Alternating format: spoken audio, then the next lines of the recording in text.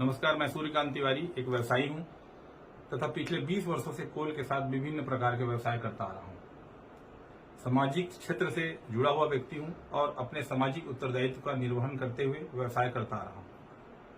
मैं व्यवसायिक जगत के अलावा सामाजिक राजनीतिक क्षेत्र से भी जुड़ा हुआ हूं। मेरी राजनीतिक विचारधारा चाहे जो भी हो, मेरे संबंध सभी से अच्छे रहे हैं।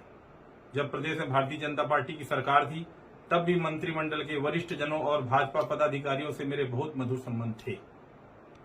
भाजपा के शासन के 15 वर्षों में भी मैं एक कारोबारी था और आज भी हूं। हाल ही में 30 जून 2022 को हमारे यहां आयकर विभाग द्वारा सर्च और सर्वे ऑपरेशन किया गया, जिसे आमतौर पर मीडिया में IT रेड के नाम से पुकारा जाता है। आयकर विभाग की टीम हमारे यहां से अपना सर्च एवं सर्वे ऑपरेशन संपन्न करके चली गई। मुझे यह मीडिया के माध्यम से पता चला है कि पूर्व मुख्यमंत्री आदरणीय डॉक्टर रमन सिंह जी ने मेरे घर हुए आयकर रेड के आधार पर मुझे गिरफ्तार किए जाने की मांग की है। मुझे इस बात का बेहद दुख है कि किसी सक्षम पदाधिकारी द्वारा मुझे अपराधी घोषित किए जाने से पहले ही डॉक्टर रमन सिंह ने स्वयं जज बनकर बिना किसी सुनवाई के अपना फैसला सुना दिया और मुझे गिरफ्तार किए जाने की मांग कर दी। डॉक्टर रमन सिंह एक वरिष्ठ राजनेता है। 15 वर्षों तक प्रदेश के मुख्यमंत्री और उससे पूरे 2 साल तक केंद्रीय राज्य मंत्री रहे हैं। मुझे लगता है उन्हें यह अच्छी तरह से मालूम होगा कि आयकर की कार्रवाई होने मात्र से व्यक्ति अपराधी सिद्ध नहीं हो जाता। आज मेरे जो भी व्यावसायिक प्रतिष्ठान हैं और वे कोई आज से नहीं चल रहे हैं। मैं 2002 से कोल व्यवसाय में काम कर रहा हूं और ये बात डॉक्टर रमन सिंह जी एवं सभी लोग अच्छे से जानते हैं।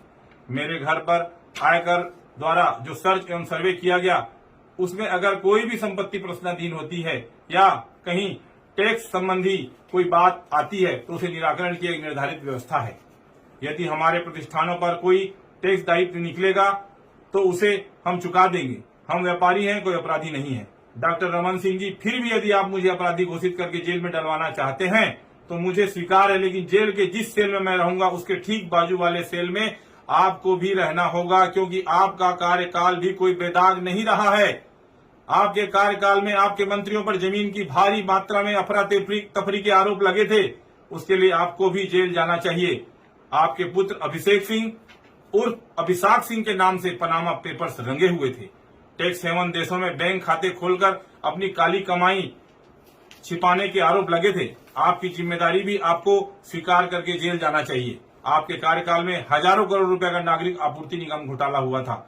आपकी ही जांच एजेंसी EOW ने जो डायरी जब्त की थी उसमें स्पष्ट उल्लेख था कि किसी भी सीएम को पैसे दिए जाते थे, उसके लिए आपको नैतिकता के आधार पर जेल चले जाना चाहिए।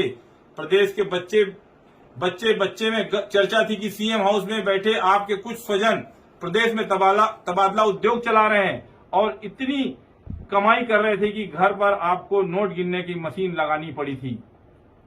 आपने अपने दामाद डॉक्टर पुनीत गुप्ता को दहेज में DK हॉस्पिटल दिया था, जिसने वहां मनमानी की, भारी भ्रष्टाचार के आरोप पर घिर गए थे। आपकी विभागीय मंत्री भी जिसके सामने नहीं चलती थी। ऐसे दामाद को फ्री हैंड देकर जनता के पैसों की लूट का अवसर आपने उसे दिया, उसके लिए आपको जेल जाना चाहिए। आप, आपके बेटे, आपकी धर्मपत्नी, आपके कुनबे के लोग, आपके मंत्रिमंडल के लोग, पार्टी के पदाधिकारी चिट फंड कंपनियों के ब्रांड एम्बेसडर बने हुए थे। उनके कार्यक्रम में जाते थे। आपकी सह पर चिट फंड कंपनियां प्रदेश के भोले भाले लोगों को हजारों करोड़ रुपए लूट कर भाग गई और बेचारे एजेंटों को आपने अपराधी बनाकर जेल में डाल दिया। इसके लिए भी आपको जेल जाना चाहिए। आपकी सरकार की घनघोर लापरवाही, अव्यवस्था और कांग्रेस मुक्त भारत के लक्ष्य के चलते 2013 में जीएम घाटी कांड में हमारे नेता, सुरक्षा बलों के जवान मारे गए। उसके खून का दाग आपके दामन पर है डॉक्टर रमन सिंह जी, आपको उसके लिए भी जेल जाना चाहिए। आपके शासनकाल में आपकी सरकारी मशीनरी ने कई माओं के गर्भाशय निकाले। मोतियाबंद के ऑपरेशन के नाम पर कई लोगों को अंधा बना दिया गया। झलियामारी जैसे कांडों में बच्चियों का यौन शोषण किया गया, उसके लिए भी आपको जेल जाना चाहिए। डॉक्टर रमन सिंह जी, आपको अच्छी तरह से याद होगा कि उनके शासन काल में उनके करीबी व्यवसायियों पर भी आयकर के छापे की कार्रवाई हुई थी। उस हिसाब से उनके शासन काल में जितने भी आयकर छापे छत्तीसगढ़ में पड़े, उन सभी को जेल भेजा जाना चाहिए था। मैं मीडिया के माध्यम से डॉक्टर रमन सिंह जी से पूछना चाहता हूं कि जब आप प्रदेश में 15 साल तक सत्ता में थे, मैं उस समय भी व्यवसाय कर रहा था। आपसे, आपके मंत्रिमंडल के लोगों से, पार्टी के नेताओं से मेरे उस समय भी संबंध मधुर थे। क्या आपने या आपके किसी मंत्री ने मेरी उस समय कोई भी अनुचित मदद की थी? मेरे सभी से मधुर संबंध रहे हैं। न तो मैंने कभी उस समय किसी की सहायता ली और न आज किसी की सहायता ले रहा हूं। मैं एक स्वाभिमानी छत्तीसगढ़िया आदमी हूं। छत्तीसगढ़ की मिट्टी में मैंने जन्म लिया, मेहनत की रोटी कमाता हूं और सभी को अपना समझता हूं।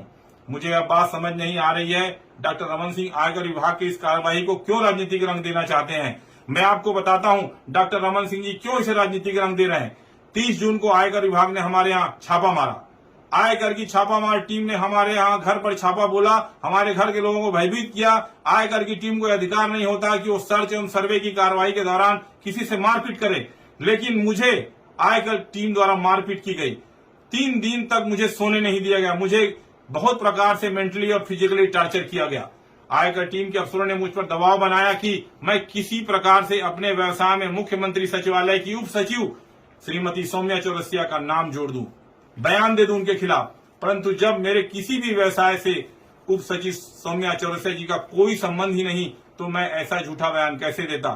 श्रीमती सौम्या चौरसिया से मेरे पारिवारिक संबंध है। उनके घर के सभी लोग मुझे जानते पहचानते हैं। उनसे मेरी बीच बीच में टेलीफोनिक बात भी होती है। मैं जब कभी जनता के काम करवाने के लिए मुख्यमंत्री कार्यालय जाता हूं तो कई बार मेरी उनसे भेंट और मुलाकात होती है। श्रीमती सौम्या चौरसिया अकेली अधिकारी नहीं है जिनसे मेरे अच्छे संबंध है। प्रदेश के भाजपा शासन के और वर्तमान शासन के अन्य अधिकारियों से भी मेरे संबंध हैं। श्रीमती सौम्या चौरसिया मेरे घरेलू संबंध, सामाजिक संपर्क है। मेरे व्यवसाय से उनका दूर दूर तक कोई संबंध नहीं है। परंतु आयकर विभाग वाले किसी भी तरह से मुझे साम दाम दंड भेद से यही कहलवाना चाहते थे। इसलिए उन्होंने मुझे प्रदेश में सत्ता परिवर्तन करके मुख्यमंत्री बनने तक का प्रस्ताव दिया। मुझे आयकर की टीम के अफसरों ने ये भी अकेले में कहा कि प्रदेश के 40 से 45 विधायकों से मेरे बहुत अच्छे संबंध हैं, उनकी एक सूची बना लूं।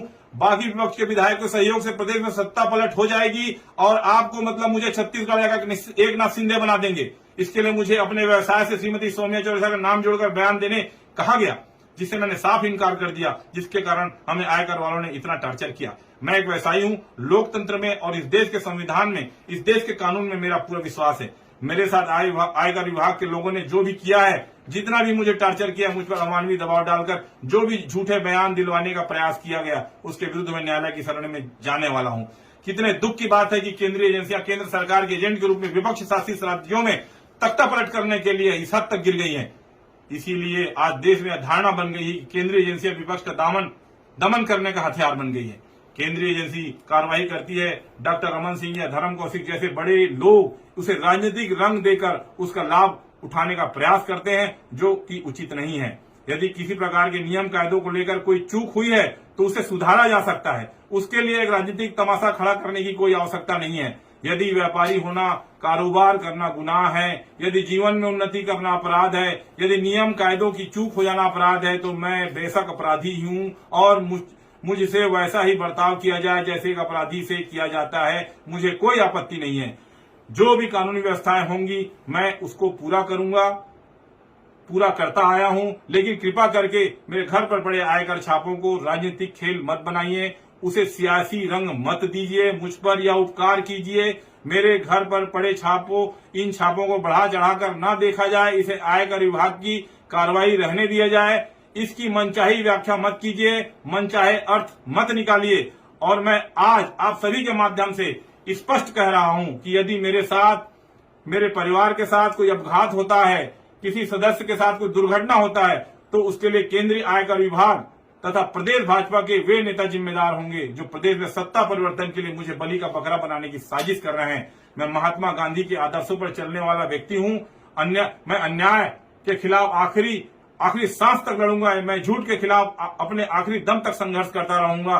धन्यवाद। जय हिंद, जय छत्तीसगढ़, जय भारत।